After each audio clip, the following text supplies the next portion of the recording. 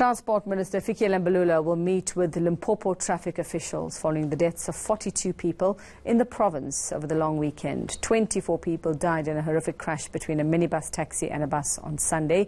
Tshegohaco Moagi is tracking that story for us. She's there this morning. Tshegohaco, very good morning to you. For those who might have missed what happened with these two very big accidents, can you give us some idea of what we know of what happened in these incidents? And you also went to hospital to check on those, on the survivors and those who were injured.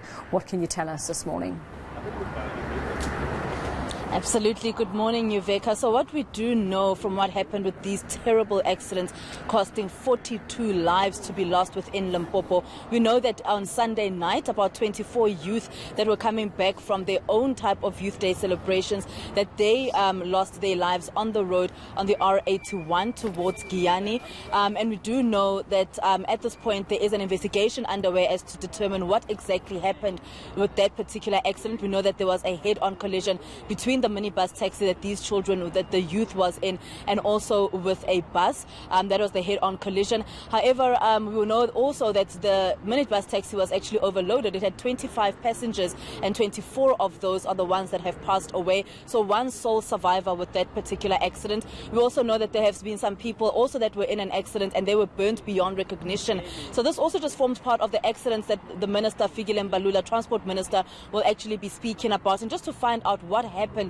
within this weekend, that 42 people lost their lives in Limpopo. He will be briefed, Yuveka, by officials at about 11 o'clock. From there, he will then be speaking to traffic officials, just reminding them of the Riot Act, reminding them of their responsibility on the roads in Limpopo. And then from there, he'll be going through to a road closure. There'll be a road closure on the N1 just outside Polokwane, and that is where then he'll also just be conducting that. And then obviously he'll be speaking to media at that particular road closure. From there, he's expected to go back to the hospital and speak to some family members. We know, Yuveka, that 4 people sustained injuries within that particular crash, the one from Sunday night.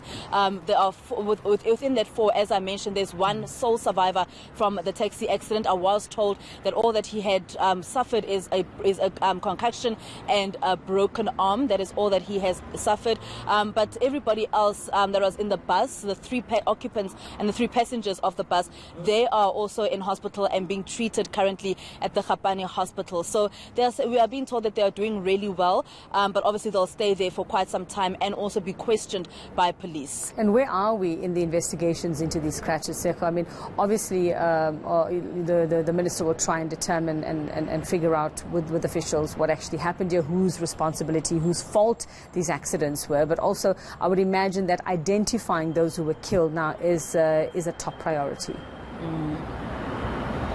Absolutely. We do know that about 21 of the 24 families have already identified their loved ones, and obviously funeral preparations are then underway. The investigations, Yuveka, specifically with the accident that took place on Sunday, we were there during the when the RTMC was just trying to rebuild what actually happened on that particular fateful night when 24 people lost their lives. So they were just going through the road, just checking the tire marks and what exactly happened. They're just trying to reconstruct that particular scene. So the investigation's really just at the beginning stages, and we do know that it could take about 3 months until we receive that report as to what exactly happened and who was possibly in the wrong. And you would also think then, Tshegohaco, that as a new Minister of Transport, Fikile Mbalula is going to have to rethink those road safety campaigns. It doesn't seem like the message is getting through to the South African public, to South African road users. I mean, this was just a short, brief break, a long weekend, one extra day of holiday, and yet we see this kind of carnage.